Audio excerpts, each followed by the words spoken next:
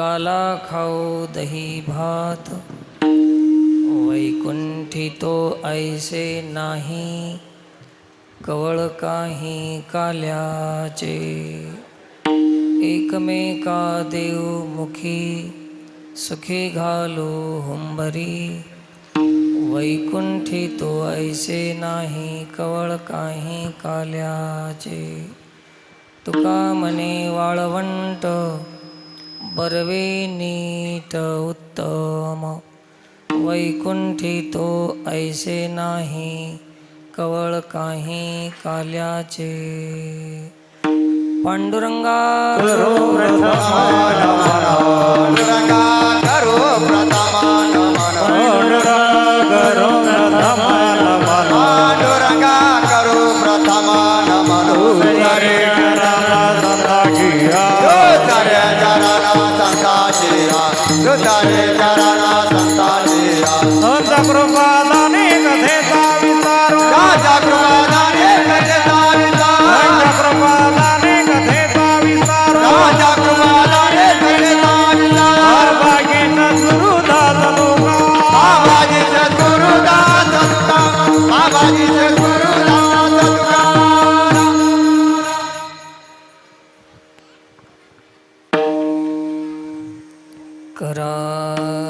करारविन्देन पदारविन्दं, मुखारविन्दे विनिवेशयन्तं, वटस्य पत्रस्य पुटे शयानं, बालं मुकुन्दं मनसा स्मरामि. कृष्णाय वासुदेवाय हरे परमात्मने प्रणतक्लेशनाशाय गोविन्दाय नमो नमः.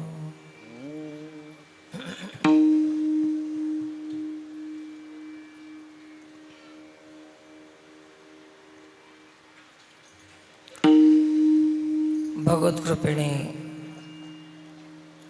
आज आपल्या अखंड हरिनाम सप्ताहातील काल्याची सेवेसाठी निवडलेला अभंग जगद्गुरु श्री संत तुकोबाराय यांचा अभंग आहे. भगवत चर्चा करण्यापूर्वी श्री गुरुचं स्मरण वंदन करून उपस्थित समस्त संत मंडळी, भाविक, भजनी मंडळी, श्रोते मंडळी, मातृशक्ती, लहान थोर या सर्वांना साष्टांग दंडवत प्रणाम करून आपण आपल्या सेवेकडे वळणार आहोत. उपजोनिया पुढती येऊ, काला खाऊ दही भात, असा हा अभंग आहे. प्रसाद दही भाताचा आहे. काला या रूपाने आपणाला प्रसाद मिळणार आहे.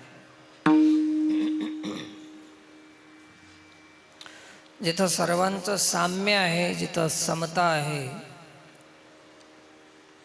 समरसता निर्माण होते, तिथं पवित्रता येते आणि त्या पवित्रतेलाच काला असं म्हणतात.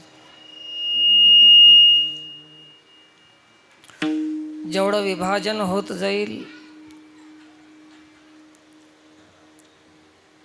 जेवढं त्याच्यामध्ये वेगळेपणा येत जाईल, तेवढं पवित्रता कमी होत जाते. संतांच्या शब्दातून सांगायचं झालं तर जेवढा भेद निर्माण होईल, तेवढं अमंगलत्व त्याच्यामध्ये येते. कुठल्याही गोष्टीची समता, समरसता आवश्यक आहे. समाजामध्ये समाज शब्दाचा अर्थ आहे सम आज. ज्या दिवशी सम झालं त्या दिवशी ते समाज आहे. सम प्लस आज, त्याचं नाव सम आज. ज्या दिवशी विषम आहे त्या दिवशी ते समाज नाही, ते जनावरापेक्षा खालच्या दर्जाचं काम आहे. ज्या दिवशी समानता येईल आपल्यामध्ये त्या दिवशी समाज आहे. जनावरांचं ज्या एकत्रीकरण होते त्याला कळप म्हणतात, आणि माणसांचं जिथं संघटन होते त्याला समाज म्हणतात. दोन वेगळी शब्दाची परिभाषा आहे. कळप नाव का आलं? मेंढराचा कळप, हरणाचा कळप, गाईचा कळप, पशूंचा कळप असतो. कारण की त्यांना अद्याप काही कळत नाही म्हणून त्याचं नाव कळप आहे. आणि ज्यांना समजतंय की आपण कोण आहो, कशाला आलो, काय करायचं आहे, अशा 3 गोष्टी ज्याला समजतात असे माणसं एकत्रित येतात त्याला म्हणतात समाज. समजतंय ते समाज, कळत नाही ते कळप. आता हे आजच्या कीर्तनात कळप आहे की समाज आहे? समाज आहे, काय माहित.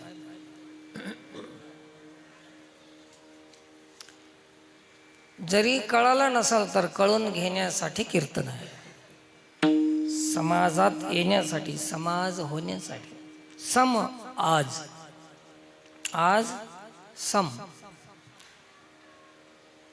ज्या दिवशी, जे दिवस आपल्यासाठी समानतेचा येईल त्या दिवशी आपल्या जीवनातली समसम गेली. आणि समानता हेच, समानता हेच भगवत प्राप्तीसाठी योग्य असं साधन आहे. समानता. ज्ञानेश्वर महाराज हरिपाठातून सांगतात, समबुद्धी घेता. केव्हा बुद्धी सम झाली तर श्रीहरी समच आहे. श्रीहरीला सम करायची व्हायची गरज नाही, बुद्धीला सम करायची गरज आहे. श्रीहरी समच आहे. श्रीहरी समान आहे, बुद्धी विषम आहे. श्रीहरी जसा सम आहे तसं बुद्धी सम होईल त्या दिवशी बुद्धीचे वैभव. कोण्या दिवशी? ज्या दिवशी बुद्धी सम होईल त्या दिवशी बुद्धीचे वैभव अन्य नाही तुझे. एका केशव राजे सकळ सिद्धी. त्या दिवशी समानता. म्हणून आपल्या यावत आयुष्यामध्ये जे काही प्रयत्न करायचा आहे ते समतेचा प्रयत्न करायचा आहे. समानता. समानता म्हणजे एकाला अधिक मानायचं, एकाला कमी मानायचं. मानता कशी असावं? सम असावं. त्याचं नाव समानता.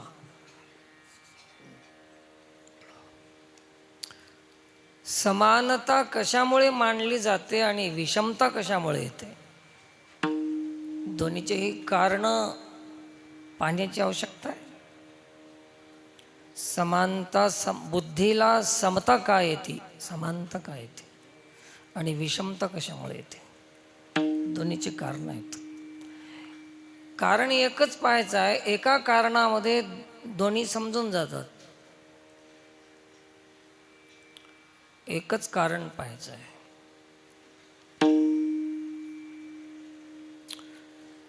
शरीर सगळ्याचं सम आहे की विषम आहे? कोणाचं जाड आहे, कोणाचं रोड आहे, कोणाचं गोरा आहे, कोणाचं काळा आहे, वेगळं आहे ना. कोणी सुंदर आहे, कोणी ठेंगणा आहे, कोणी उंच आहे, विषमता आहे. कोणी स्त्री आहे, कोणी पुरुष आहे, कोणी बालवयामध्ये आहे, कोणी तरुण वयामध्ये आहे. समता कुठं आहे? आणि हे समता कधीही होणार, या बाबतीमध्ये होणार नाही. समता होण्याचं कारण एकच आहे, तत्व एकच आहे की कोणी लहान असो की मोठा असो, गोरा असो की काळा असो, स्त्री असो की पुरुष असो, काहीही असो, पशु असो की प्राणी असो, सर्वांमध्ये चेतना एक आहे. या दृष्टिकोनातून समता येऊ शकते, अन्यथा समता नाही. समानतेसाठी कशाचा आधार घ्यावा लागतो? प्रकृतीचा नाही. प्रकृतीच्या दृष्टीनं विषमता आहे आणि चेतन परमात्म्याच्या दृष्टीनं समानता आहे. ते सम सम सम म्हणलं तर असं नाही, इथं आपण सम होऊ शकत नाही.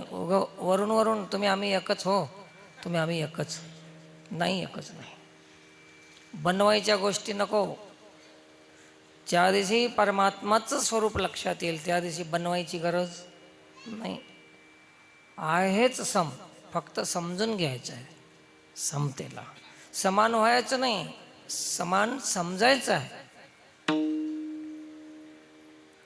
विषमता तर आहेच. कोणी गरीब आहे, कोणी श्रीमंत आहे, कोणी सुखी आहे, कोणी दुःखी आहे, एकसारखं कोणी नाही. एका घरात हसालेत तर दुसऱ्या घरात रडालेत. कुठं समता आहे? संसारात कधी समता होईल? समता होते ते परमात्म तत्वाने. त्याचं ज्ञान होणं म्हणजे त्याच्याशी एक होणं, त्याला बुद्धी समर्पित करणं. दधामी बुद्धी योगम तम, याचं नाव आहे काला. त्याच्याशी एक रूप होणं हे काला, अन्यथा काला नाही होऊ शकत. संसाराच्या दृष्टीनं काला होतच नाही. संसारात काला नाहीच. संसारामध्ये कीर्तन नाही, संसारामध्ये लग्न आहे आणि लग्नात बी काला नाही. लग्नामध्ये साडे ते काय काय राहते, शेवंती साडे, आजकाल तर हळद निघाली आहे, नुसती एवढी हळद. आता त्याच्यात कोणीच शानं राहिलं नाही. काला आणि फक्त एकच वारकरी संप्रदायामध्ये, आणि तेही परमार्थामध्ये आहे, समता. आणि भगवद्गीता तेच तर शिकवते. ममतेचा त्याग आणि समतेचा स्वीकार, त्याचं नाव भगवद्गीता आहे. समता ममता त्याग सिखावणी, हरिमुख की वाणी, सकल शास्त्र की कामिनी, श्रुतियों की रानी, जय भगवत गीते. भगवद्गीता समता ममता त्याग शिखावणी. समता शिकवते, ममता त्याग करायचं शिकवते. ही भगवद्गीता आहे. म्हणून काला, भगवद्गीतेचं ज्ञान झाल्याशिवाय काला नाही. भगवद्गीता म्हणजेच ज्ञानेश्वरी. ज्ञानेश्वरीचं ज्ञान झाल्याशिवाय काला नाही. नाही. मग बाकीचे जेवढे ग्रंथ आहेत, जेवढे ग्रंथ असतील आपल्या घरात, कोणाला कोणता ग्रंथ आवडते, रामायण महाभारत, जेवढे काही ग्रंथ आहेत ना, गुरुचरित्र आहे, अमुक आहे, तमुक आहे, खूप ग्रंथ आहेत. बाळक्रीडा आहे, कोणती आहे, आहेत ना. जेवढे बी ग्रंथ आहेत, हे सारे ग्रंथ हे 7 दिवसाचे कीर्तन आहेत, सप्त्यातले. आणि ज्ञानेश्वरी हे काल्याचं कीर्तन आहे. ज्ञानेश्वरी इथं आल्याशिवाय कालाच नाही. भगवद्गीता हे काला आहे. कोणी सांगाय नसाल तर मी हिम्मत करून सांगालो, आज माझी जबाबदारी आहे. कोणते महाराज मानत नसतील तर द्या सोडून, काय देणं घेणं आपल्याला. ज्ञानेश्वरी हे काला आहे की नाही? जाती व्यक्ती पडे बिंदुले, जेत सर्व भावे मज मिनले. हे काला आहे. परमार्थ कसा आहे? जात मिटून जाते, त्याचं नाव परमार्थ आहे. जात पंथ परिस्थिती सर मिटून जाते, भेद मिटून जाते. जाती व्यक्ती पडे बिंदुले, ज्ञानेश्वर महाराज काला आहे.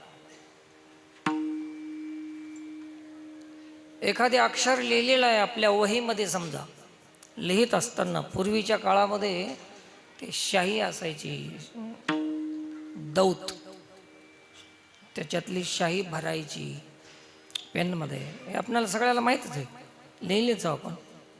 आणि मग ते लिहित असताना कधी कधी ते पेन वकायची, काय म्हणतात त्याला, वकली म्हणायचं.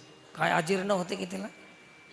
आणि त्या अक्षरावर जर ते थेंब पडला, बिंदुले शब्दाचा अर्थ थेंब पडला, तर त्या अक्षराची ओळख राहत नाही.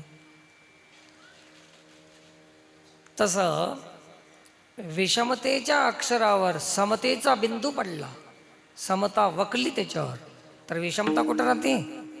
जाती व्यक्ती पडे बिंदुले. बिंदुले म्हणजे थेंब पडला त्याच्यावर, अक्षर मोडून गेलं. तर सारे ग्रंथ हे 7 दिवसाची कीर्तन आहेत. आणि ज्ञानेश्वरी त्याचं कारण आहे, भगवान कृष्ण परमात्मा 8वा अवतार आहे, त्याच्या अवतारातला. आणि ज्ञानेश्वर महाराज भी कृष्णाचाच अवतार आहे. महाविष्णूचा अवतार, म्हणून हे कृष्ण आहे, हे काला आहे. काला फक्त इथंच आहे, त्याच्याकडेच काला आहे. ज्ञानेश्वर महाराजांनी समानता दिली समाजाला, भेद मिटून टाकला. त्या काळच्या लोकांनी खूप त्रास दिला की हे उच्च नीच काहीच ठेवणं गेलं. सामान्य माणसाला तर जवळ घेतच होते, परंतु जड बुद्धीच्या हलगटाला बी जवळ घेतलं ते. या काला आता सगळी कॅटेगरी झाली, आता जातीच्या नावानं, परिस्थितीच्या नावानं. अरे आमंत्रण द्यायचं असेल तर आपल्या लेवलचे आहेत का बघा. काला होते ना, असंभव, काला शक्य नाही. आता समता आली तर काला आहे, नाहीतर समसम आहे. तोंडावरले सांगा. ते तोंडावरले डोक्यावर बसणार आहेत एक दिवस. अशी परिस्थिती समाजामध्ये आहे. काय परिस्थिती निर्माण झाली.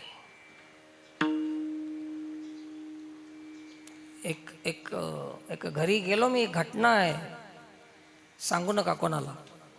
एका घरी गेलतो मी, त्याच्या घरची बाई थोडी गरिबी परिस्थितीची होती.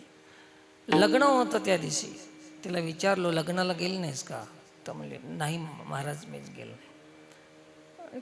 कोणी लग्नाला सोडत नाही, तू का गेली नाहीस? तर ते म्हणले की नवी साडी नाही घ्यायला मला. आणि तिथं गेल्यानंतर लग्नासाठी येणार लोक, साडी बघायला येतात बाया, मला विचारतात. म्हणजे आज परिस्थितीचा दृष्टिकोन लोकांमध्ये भरलेला आहे. नक्की मंगल कामना, शुभ कामनेचा. लग्नामध्ये मंगल कामना करायला येतात का कोणाचे आहेरण सनग बघायला येतात? पण तो आता लग्नासाठी कोणीच येईना. कसलं केलं, केवढ्याचं केलं, काय केलं.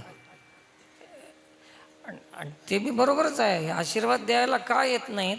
तर आशीर्वाद द्यायच्या लायकीचे नसतातच. हे कुठून आशीर्वाद देतील? आणि ह्यांनी द्यायला बी तर आशीर्वाद लागल काय? असल्या लोकांच्या आशीर्वादामुळे, असल्या लोकांच्या गर्दीमुळेच लवकर फारकती व्हायला, भांडणं लवकरच लागालेत संसारामध्ये. पवित्रता नाही, शुभकामना नाही, समता नाही, समानता नाही. आणि हेच तर परमार्थ हे शिकवतं. व्यवहार करता आला तर परमार्थ कळाला, नाहीतर नाही कळत. अशी ही समता समाजामध्ये पाहायला मिळतच नाही. आणि काले तर रोज होतात. गावोगाव काला आहे आणि अजून काला झालाच नाही. मोठे मोठे महाराज येतात आमच्यासारखे, तर आम्हाला तुम्ही मोठं म्हणता हो काय, म्हणून आमच्यासारखे म्हणलो.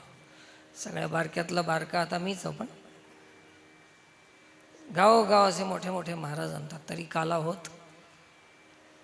महाराज मोठा आणला म्हणजे काला होत नाही. तुमची मानसिकता तशी विशाल झाली ज्या दिवशी, ते दिवशी काला होते. ज्या दिवशी काला होते. महाराज मोठा आणल्यानं काय होते? महाराज मोठा आणला तर फक्त एकच होते की तुम्हाला पैशाची पिशवी मोठी द्यावं लागते. काला होत ना. मोठा महाराज आणल्यावर एकच परिणाम आहे की पैसे मोठे द्यावं लागतात, तेवढं. दुसरं काय होणार? असा हे काला आता होणं शक्य नाही. केव्हा झाला होता की कुठं केला होता की आता उगं त्याच्या नावानं चलालं हे. विशेष हा लाभ संत संगी, आपल्या संग नाही. कारण की संतामध्ये समानता आहे. ज्याच्या दृष्टीमध्ये समानता आहे त्याच्या संगतीत काला होते. समानता आहे. ब्रह्मदेवाला काला नाही, इंद्राला काला नाही, आपण चर्चा करतो का नाही? त्यांना त्यांच्या पदाचा अभिमान आहे आणि आमच्यापेक्षा बाकीचे लहान आहेत, अशी विषमता आहे. समता कुठं राहते? आम्ही देवता आहोत,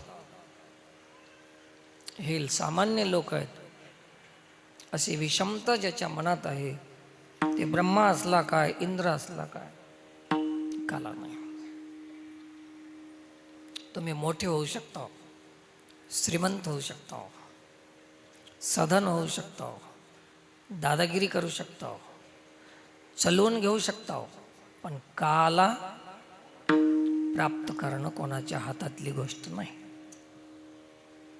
काला घ्यावं म्हणलं तर त्याला हे सगळं सोडल्यावर काला आहे ह्या गोष्टी, आणि हे सगळं धरल्यावर काला अजून दूर गेला.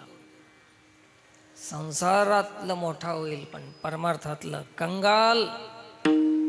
ह्या गोष्टी जर असतील तर संसारातला मोठा आणि परमार्थातला कंगाल माणूस.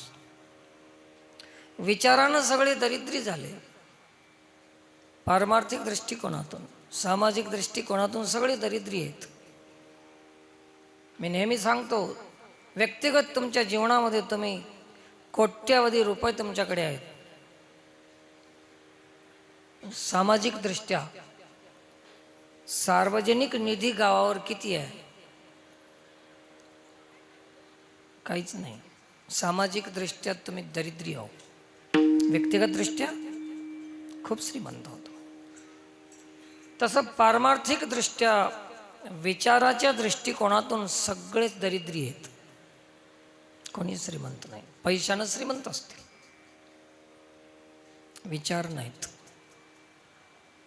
गरज विचाराची आहे. तरुण जाण्यासाठी पैसा सांगाय नाही, तरुण जाण्यासाठी विचार सांगितला. क्षणक्षणा हाची तरावया पार भव सिंधू, हे विचाराची गरज आहे. कुठं पैशाचं काम आहे, कुठं विचाराचं काम आहे, तिथं तेच वापरलं पाहिजे ज्याच्या जागी ते. कुठं बी एकच वापरायचा नाद लागलाय, पैसाच. जिथं विचाराची गरज आहे तिथं पैशाचं का काम? म्हणून वैचारिक दारिद्र्य आज आपल्या जीवनामध्ये आहे. ते कसे मिटून जाईल याची काळजी तुम्ही घ्या. व्यक्तिगत जीवनामध्ये आपल्या आपण काळजी घेतली पाहिजे. आणि आपणाला कोणीही ह्याच्यात मदत करणार नाही, स्वतःलाच केली पाहिजे. स्वतःची मदत स्वतःच केली पाहिजे. कारण काय की कोणीही दुसऱ्याला मदत करण्या इतकं सामर्थ्य एक दुसऱ्यामध्ये नाही.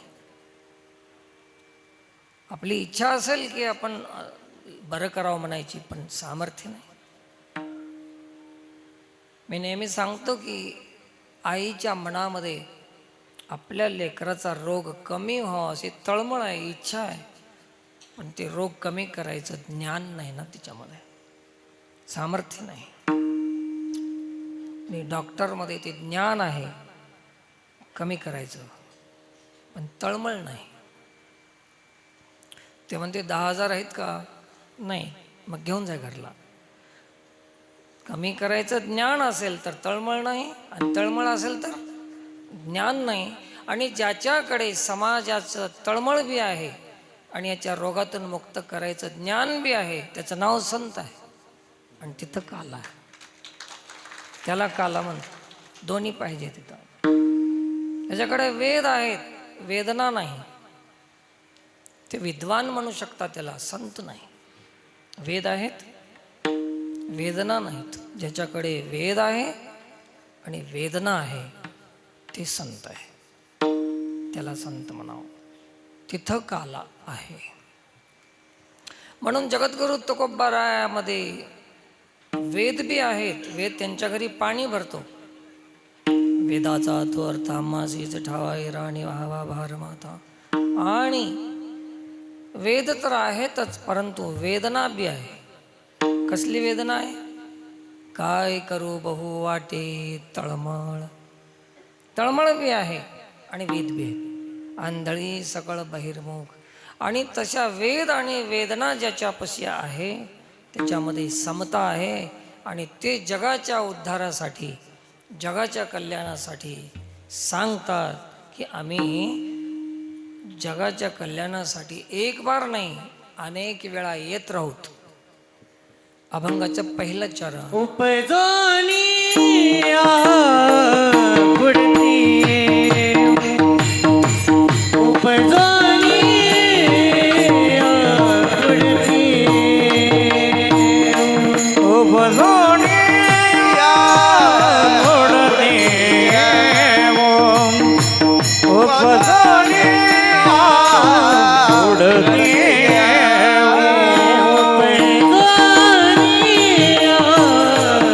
पुढती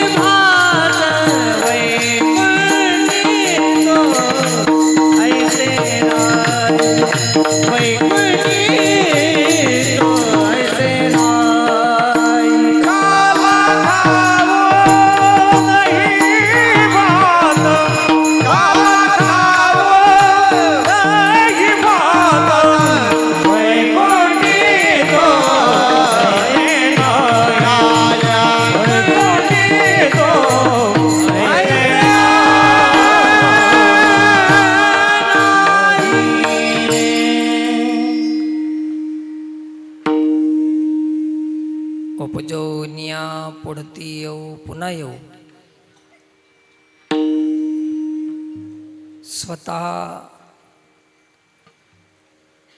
जगाची तळमळ म्हणून त्यांची ही भाषा आहे. उपजोनिया पुढती येऊ पुन्हा येऊ. कशासाठी? हे समता निर्माण करण्यासाठी. काला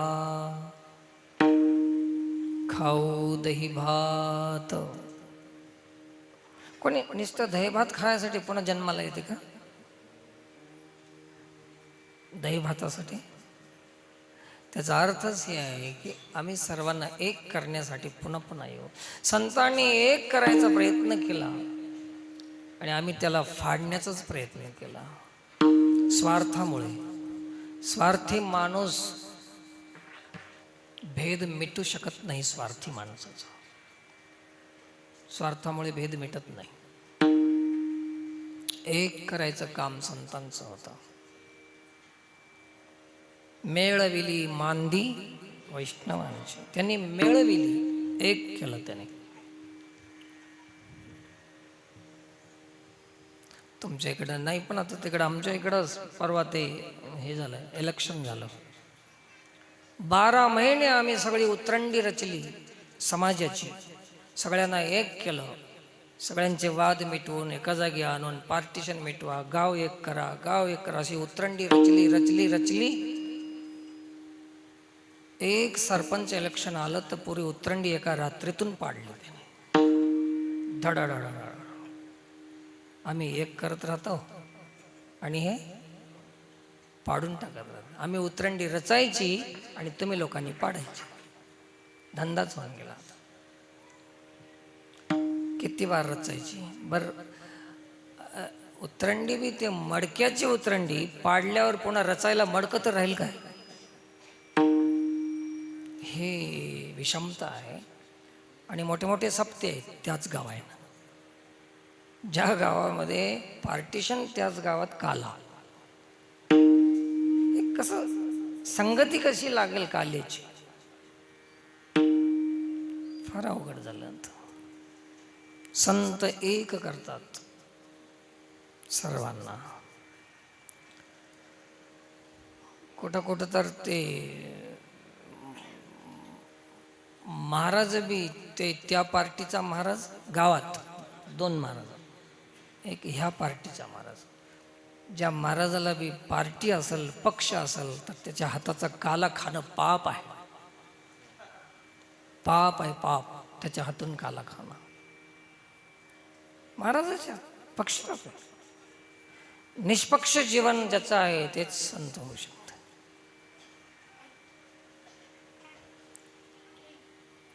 आणि असे काही सप्ते चालू झालेत की त्या पार्टीचा महाराज आला की त्याच पार्टीचे माणसं कीर्तनात राहणार त्या दिवशी, ते दुसरे नाही. चालू आहे. आता तुम्हाला पाहिजे तर माझ्यासोबत चला, दाखवतो. तुम्हाला पाहायला काय तुमच्याकडे नसल काय तिकडं नेऊन दाखवायला? जिकडं जाईल तिकडं तेच. त्या दिवशी तेच माणसं राहणार पुढे. आणि काही माणसं तर ठराविक पुढे बसणारे आहेत की ज्या दिवशी ज्याचं नाव घेणारा महाराज येईल त्याच दिवशी कीर्तनाला येणार. पुन्हा 7 दिवस कीर्तनात येणार नाही. ठरलेलं काला. असल्याच्या हातचा काला खाणं पाप आहे.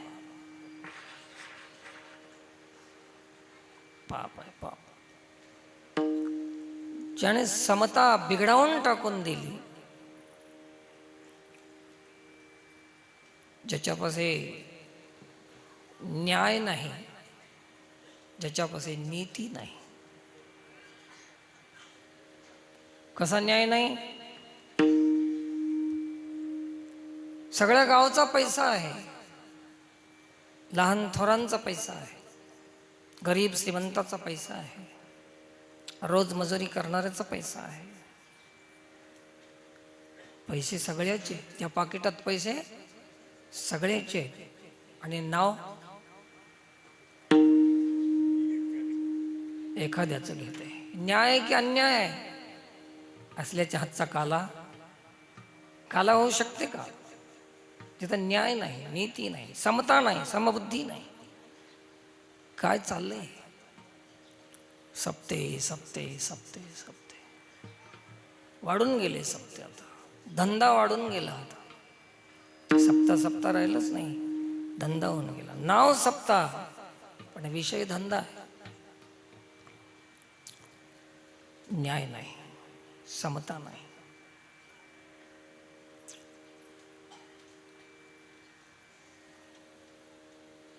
उपेक्षित.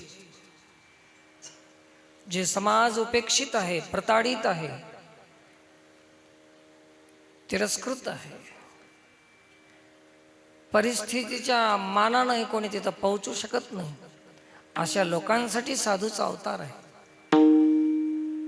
जे कारंजले गांजले, आता ते राहिलंच नाही. तिथपर्यंत पोहोचतच नाही. जिथं दक्षिणा तिथंच आपला मुक्काम, तिथंच आपली रावटी. जिथं खायची प्यायची व्यवस्था आहे तेच आपलं ठिकाण. कोण पोहोचते तिथपर्यंत?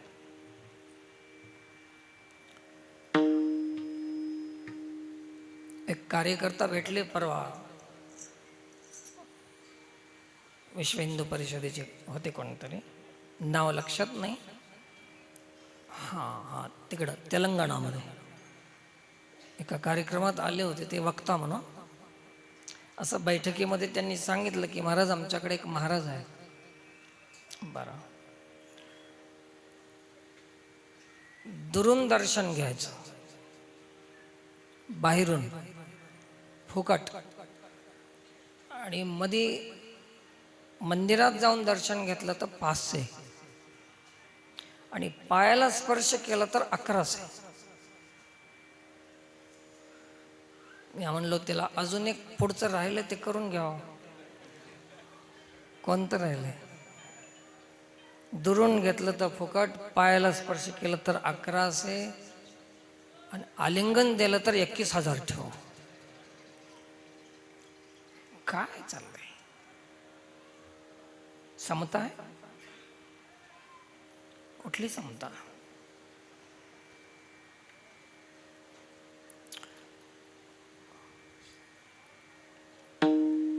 अजून एका जागी दर्शनाला गेलो होतो मी, एका संतांच्या.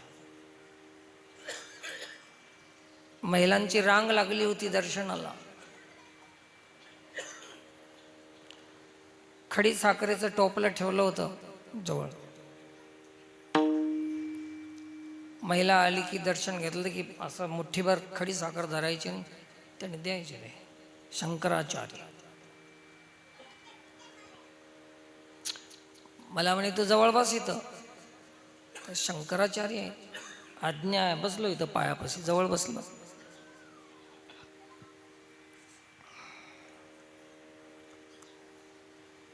महिला आली की पाहायचं, आणि जर विधवा महिला असेल, जिच्या कपाळाला कुंकू नाही, तिला प्रसाद तो द्यायचा नाही.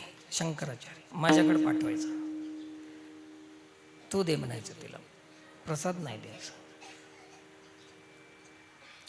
आधीच आश्रय नाही, आधीच अनाश्रित आहे.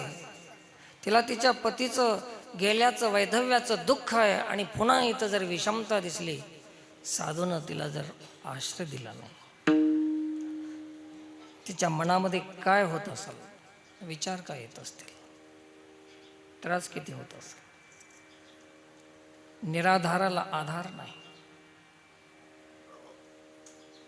मी पाहिलेलं सांगा. तर काला माझ्या जीवनामध्ये एवढं फिरलो, पण काला कुठंच सापडलं नाही. समता, काला म्हणजे समता कुठंच नाही भेटली. आणि अजून उरलेल्या जीवनामध्ये कुठं मिळेल की नाही शंका आहे. काला नाही. पैसे दिल्यावर डोक्यावर हात पडते, आणि असंच फुकट पाया पडलं तर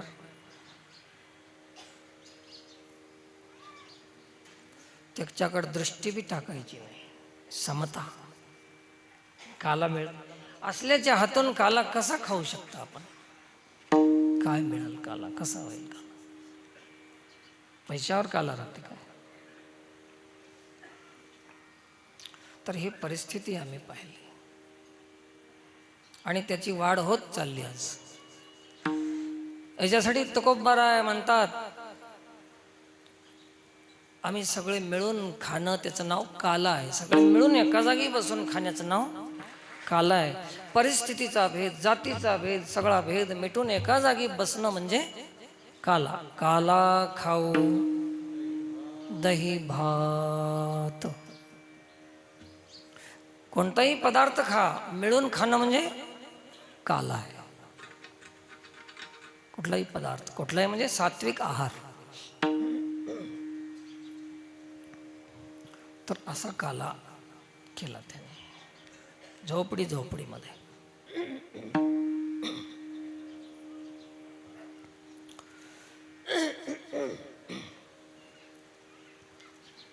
एक महात्मा वनविहारी वनामध्ये फिरत फिरत निघाले. जाता जाता तहान लागली म्हणून एका झोपडपट्टीला ते गेले. गवतानं साकारलेली अशी झोपडी होती आणि त्या झोपडीमध्ये झोपडीच्या समोर येऊन त्यांनी आवाज दिला, कोणी आहे का? तहान लागली, पाणी द्या. घरातून एक कन्या होती, बाकी सगळे कामाला बाहेर गेलेले होते. काहीतरी जंगलातून फळमूळ आणण्यासाठी गेले असतील. एकटीच कन्या त्या पर्णकुटीमध्ये राहिलेली. ते बाहेर निघच ना, कारण की ती एक दलित समाजाची कन्या. ती म्हणते की महात्मा आहे आणि माझ्या हातचं पाणी कसं देऊ मी? शेवटी महात्मा म्हणली की मी पाणी पिल्याशिवाय जात नाही, कोण आहे बाहेर निघा. महात्मा बी महात्मा होते, फक्कड होते. शेवटी ती कन्या म्हणाली, एक पेंडी, गवताची पेंडी आपल्या शरीराला आडवी धरून ती आली बाहेर. महात्मा म्हणले, हे काय प्रथा आहे? एक गवताची पेंडी का? तिनं सांगितलं की आम्ही गरीब आहोत, वस्त्राची व्यवस्था नाही आमच्याकडे, जंगलात राहणारे आम्ही, म्हणून आम्ही ही पेंडी आड धरून मी आलो. महात्माचं मन द्रवलं. पण ठीक आहे, पाणी का दिली नाहीस मग? तर ते म्हणले, महाराज आम्ही दलित आहोत, मी तुला कोण आहेस ते विचारलो नाही, तुला पाणी विचारलो. पाण्याला जात राहते का? नाही ना, मग दे पाणी. किती समता आहे मोठी. विषमता मुक्त झालेले संत असे जगामध्ये राहतात, तिथंच काला आहे, बाकी कुठं काला नाही. आणि समता विषमता येते कशामुळे? तर स्वार्थ बुद्धीने येते, आणि स्वार्थ बुद्धीशिवाय तर आता कोणीही जगू शकत नाही. काला शक्य नाही. म्हणून महाराजांना पुन्हा पुन्हा यायची पाळी आली. उपजून या पुढती येऊ, काला खाऊ दही भात. आणि हे मनुष्य जन्म एवढा श्रेष्ठ आहे.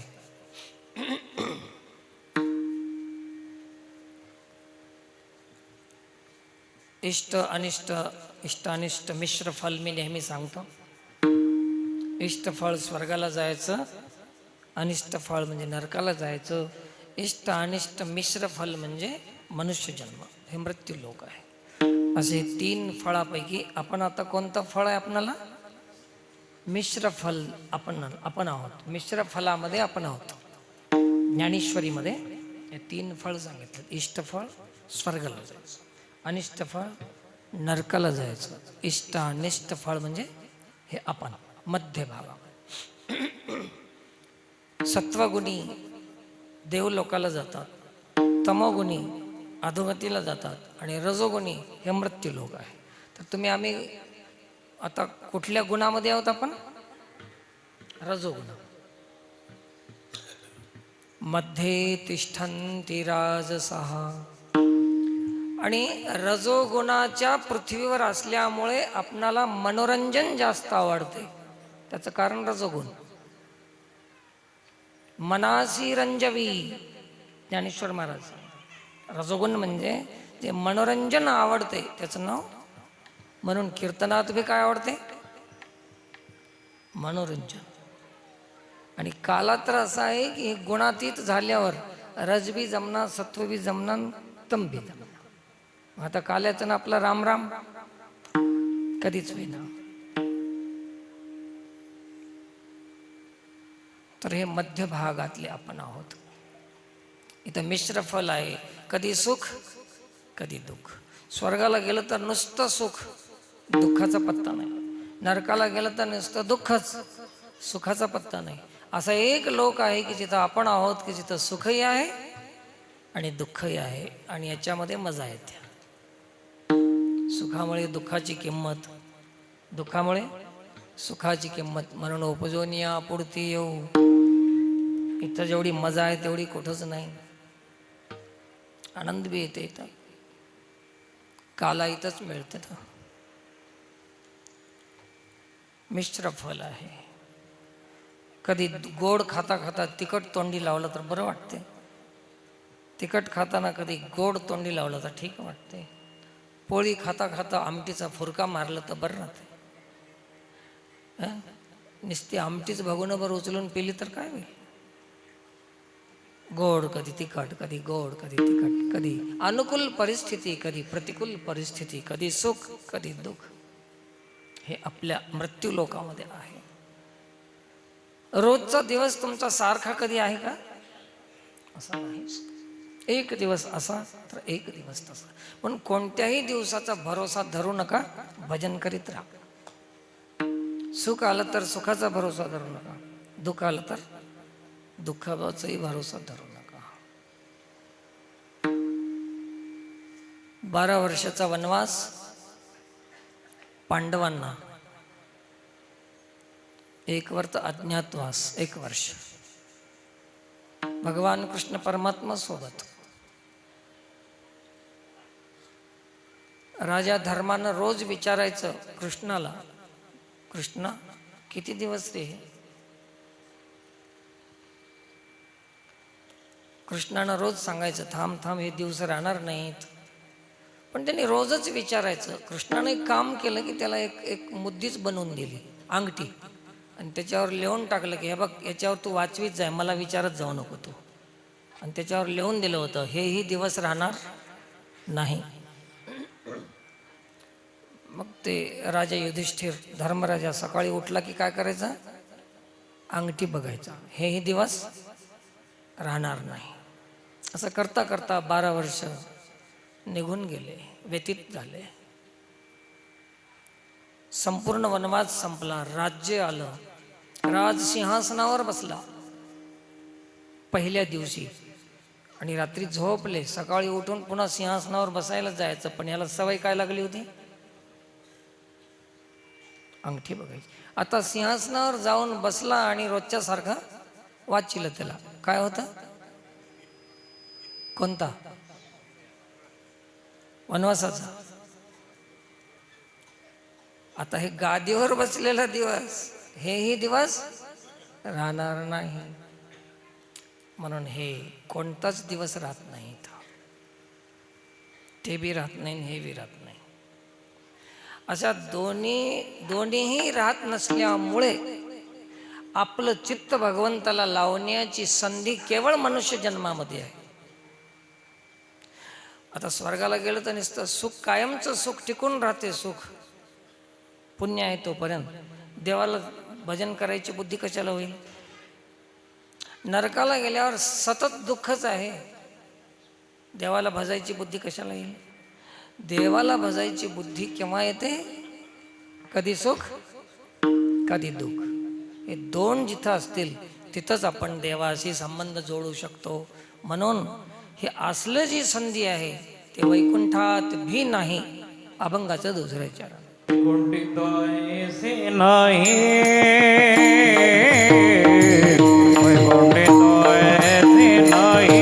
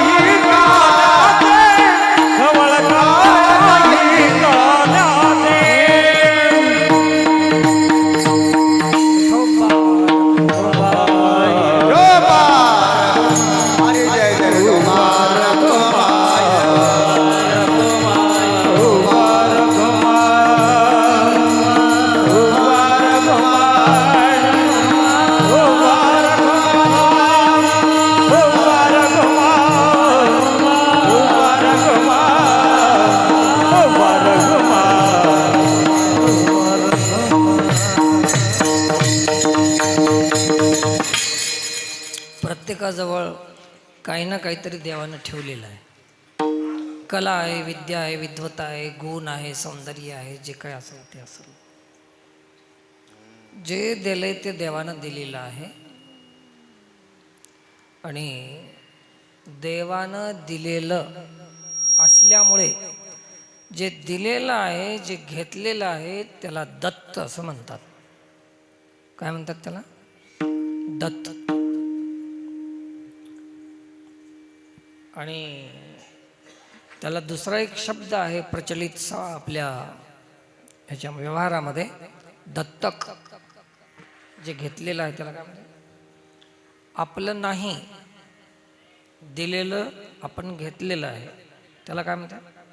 दत्तक म्हणतात.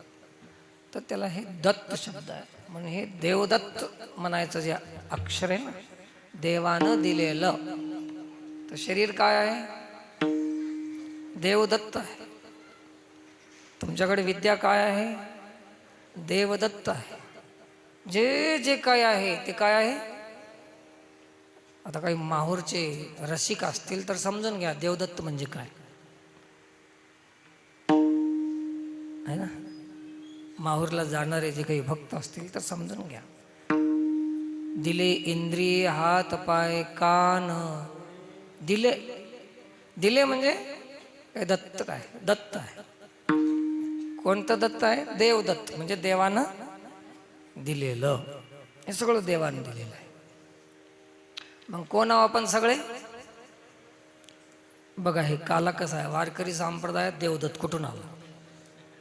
कसा आला? हे सगळं देवदत्त आहे. तुम्हाला वाटलं की ते वेगळं असते आणि हे वेगळं असते. ते तर विषमता आहे. तेच गेलं नाही. आम्ही दत्ताचे, आम्ही पांडुरंगाचे, आम्ही अमुक, आम्ही अमुक. काला नाही. सगळ्याचा अर्थ एक होईल ज्या दिवशी, त्या दिवशी काला आहे. म्हणून ते कोण्याही संप्रदायाचे, पंथाचे असो ना, तुम्ही एकमेकाच्या संबंधात या. एकमेका देव मुखी सुखी घालू हुंबरी. एकमेका, जे ज्याच्याकडे आहे ते त्यांनी तुम्ही त्याला द्या, त्यांनी ह्याला द्या. देवाने मोठी गंमत केली आहे. प्रत्येक माणसाकडे सर्वस्व, सर्वज्ञता नाही द्यायला. कोणाचं तरी कोणाकडून आडायचं ठेवलेलंच आहे. किती बी शिका तुम्ही, आहे की नाही. एक गरीब माणूस होता. त्याच्या घरामध्ये विवाद झाला. त्यानं वकिलाला विचारायला जायचं, वकील साहेब असं झालं, काय करू? त्यानं एका शब्दाला एक राय दिली की 1000 रुपये. वकिलाचं काम असते. एक राय 1000 रुपये. मला माहित नव्हतं. मी एका वकिलाकडे बसलो होतो, त्यांनी मला हे सांगितलं सगळं, है ना. नांदेडला बसलो होतो एका वकिलाकडं. कसं कसं राहतंय तुमचं विचार, मी विचारत राहतो. एक राय दिली की 1000 रुपये, एक सलाह. मग ते माणूस बार बार जायचं, बार बार जायचं. त्याने पैसे काढायचं आणि पैसे घेऊन पुन्हा हिनावून सांगायचं की काय रे, आमचं अडतंय का कोणाकोणा? बघ तुझं रोज अडत राहते, आमच्यापाशी येत राहतोस, आमचं अडतंय का? असं म्हणीत म्हणीत म्हणीत म्हणीत एक दिवस असा आला. या वकिलाच्या घरी बाज इनायची होती. बाज इनायची. आणि मग त्याला ते बाज इनल्याशिवाय जमत नाही. असं जरूर काम पडलं. तर काय करावं, काय करावं? सगळे पुस्तकं काढून बघले, पण बाज इनायचं नव्हतं त्याच्यामध्ये. त्या लायब्ररी पुरी काढून बघली वकिलांना, एकाही पुस्तकात बाज इनायचं नव्हतं. मग काय करावं, काय करावं? ध्यान आलं त्याला की आपल्याकडे ते माणूस येत राहते, त्याच्याकडे जावं आपण. आता वकील त्याच्या घरी गेला. काय रे, तुला बाज विणता येते का? त्याने म्हणलं हो. मग चला येतो, पण एक कबूल करा की तुम्ही माझं कोणाकोणी आडत नाही असं म्हणत होता, पण आज तुझ्याकडून माझं आडलं रे म्हणून म्हणा, मी येतो येण्याला. त्याला मनाय लावलं, मग येऊन बाजी. म्हणजे कोणाचं ना कोणाकडं तर आडल्याशिवाय राहत नाही. असं एकमेकाला देवानं असं ठेवलंच. गमत आहे. आम्ही पुरुष श्रेष्ठ काय कच्चे तांदूळ खातो काय? आडतंयच आपलं. कोण झाला की नाही भात, केला की नाही स्वयंपाक, हे तुझ्याहून काय आणणार आहे? जर बायकोला म्हणलं तुम्ही मेला उपाशी. एकाशी असा संबंध आहे की कोणाचंही कोणाशिवाय भागत नाही. म्हणून एकमेका कोणाला कमी समजू नका. एकमेका देवमुखी सुखी घालू हुंबरी. कोणी कमी नाही. शेतात काम करणारे कामदार असतील, दुकानात हमाली करणारे हमाल असतील, एक दुकानदार सेठजी असेल तर सेठजी, त्या माणसाशिवाय कामगार वर्ग नसेल तर सेठजीची दुकान चालणार नाही. त्याच्या कामामध्ये हे तेवढेच श्रेष्ठ आहेत जेवढे श्रेष्ठ सेठजी आहेत, तेवढे श्रेष्ठ ते कामदार. कोण कमी आहे कुठं? प्रत्येकाकडून आडल्याशिवाय राहत नाही. म्हणून इथं सर्वज्ञ कोणीही नाही, समर्थ कोणी बी. समर्थ असा एकच परमात्मा आहे. ज्ञानदेव म्हणे हरी माझा, ज्याचं कोणाकोणीही काही आडत नाही, त्याचं नाव देव.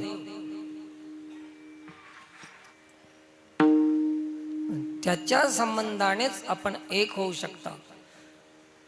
बाकी कुठलाही संबंध आपणाला एक करू शकत नाही. म्हणून एकमेका देव मुखी सुखी घालू हुंबरी. सगळे समान आहेत त्या दृष्टीनं. अहो इथं तुम्ही आम्ही तर समान आहोत, पण संतांनी तर सांगितलंय की सुखदुःख बी समान आहेत. सुखदुःख समान. ते कसं काय समान? प्रश्न पडला असेल की सुख आणि दुःख समान कसे राहू शकतात? तुम्हाला माहित नसेल तर सांगू की नको? सांगू, इच्छा असेल तर. दुःख आल्यावर दुःख देते आणि गेल्यावर काय देते? सुख देते. सुख आल्यावर सुख देते आणि गेल्यावर, मग दोन्हीत फरक काय? समजल ना का? नाही वाटायला, समजाय नाही वाटायला. दुःख येताना दुःख देते, जाताना दुःख बी सुख द्यायला की नाही जाताना, आणि सुख बी दुःख द्यायला की नाही जाताना, मग दोन्हीत फरक. आता आलं? याच्यासाठी दोन्ही समानच आहेत. सुख दुःख समान. राहायला तर दोन्ही बी आले नाहीत. आणि एक जाताना दुःख देते, एक येताना दुःख देते, एक गेल्यावर सुख देते, एक आल्यावर सुख देते. म्हणून दोन्हीत काही फरक काहीच नाही. त्याची टायमिंग वेगळे आहेत, पण ते परिस्थिती तर तेच निर्माण करणारी आहे, ते एकच परिस्थिती. म्हणून आपण सगळ्यांनी भेद मिटवून काय करावं? एकमेका देव मुखी सुखी घालो हुंबरी. वैकुंठित वैसे नाही कवळ काही काल्याचे. असं भगवान कृष्ण परमात्म्यांनी सगळ्या गोपाळांना जमा केलं. ही समानता शिकवली. भगवंताच्या संबंधामध्ये समानता येते, अन्यथा समानता येत नाही. सगळ्यांना मिळून गोपाळांना घेऊन दही दूध शिदोऱ्या भाकरी भाज्या सगळं एकत्रित कालवल्या, त्याचे मुद्दे केले, काला केला, आणि भगवान कृष्ण परमात्म्यांनी सगळ्याला घेऊन असं गोल बसवलं. असं त्याला मंडलाकार म्हणतात. त्याला काय म्हणतात? मंडलाकार बसण्याचं कारण सांगून जातो. झालं, पुढे जाऊ आपण. मंडलाकार बसण्यामध्ये एक मजा आहे.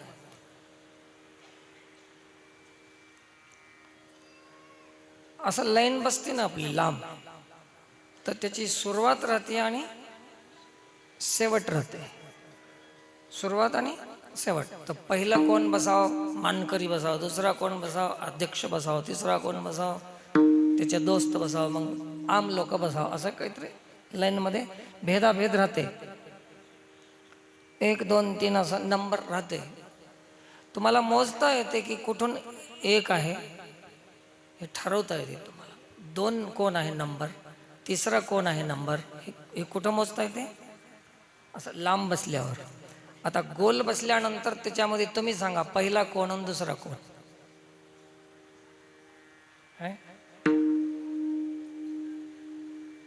आलं की लक्षात? नाही आहे. गोल बसल्यानंतर पहिला दुसरा असं नंबर देता येते का? मंडलाकार, त्याला मंडलाकार म्हणतात. तर भगवान कृष्ण परमात्मा मंडलाकार बसत होते. असे आज बी काही बैठकी मंडलाकारच राहतात, आणि काही घरामध्ये परिवारामध्ये आज बी जेवण करताना मंडलाकारच बसतात. आता ते एकत्र कुटुंब पद्धती नसल्यामुळे मंडलाकार नाही, सगळं खंडळ मंडळ होऊन गेलं. एक त्या टेबलावर, तर एक या सोफा सेटवर, तर एक त्या डायनिंग टेबलवर, एक त्या खोलीत. आता मंडलाकार होते, सगळं बेकार होऊन गेलं. मंडलाकार म्हणजे 1 2 नंबर त्याला मिळत नाही, याचा अर्थ की सगळे समान, त्याला नंबरच नाही. असं बसले, हातामध्ये घेतले ते मुद्दे आणि प्रसाद देतो पंढरीनाथ, आहे की नाही? भानुदास गीती गात प्रसाद देतो पंढरीनाथ. असं गोल मंडलाकार मध्ये समानता आली पाहिजे. 1 नंबर 2 नंबर असं त्याच्यामध्ये भेद आला नाही पाहिजे, याच्यासाठी मंडलाकाराची पद्धत होती. त्या पद्धतीनं त्यांनी ते काला वाटला. आणि ते काला वाटण्याचं ठिकाण यमुनेच्या तीरावर, म्हणजे जिथं वाळवंट आहे, जिथं स्वच्छ आहे, कोणत्याही प्रकारचं गवत वाळवंटावर उगवत नाही. त्याला काय म्हणतात? वाळवंट. कुठलंच गवत नाही, खसई नाही, मार्वेल नाही, शिपू नाही, आणि काय लोणार नाही. हे सगळं कोणतंच गवत त्या ह्याच्यावर उठत नाही. त्याचं नाव वाळवंट. त्याचा अर्थ असा आहे की ज्याच्या अंतःकरणामध्ये संकल्प नाही, विकल्प नाही, वासना नाही, विषय नाही, ह्याचं नाव वाळवंट. जिथं काहीही उत्पन्न होत नाही असं ज्याचं अंतःकरण झालेलं आहे. मग सांगतील पुशिले, जे अपेक्षित जे आपुले, जे अंतःकरण बोधले संकल्पा नये. ज्याच्या अंतःकरणाला बोध झाल्यानंतर त्याच्यामधून संकल्प येत नाही, विकल्प येत नाही, असं वाळवंटासारखं ज्याचं अंतःकरण झालेलं आहे ते वाळवंट आहे. अशा ठिकाणी काला आहे. आणि ते कसं आहे? अभंगाचं शेवटचं चरण. कामने वाळवंट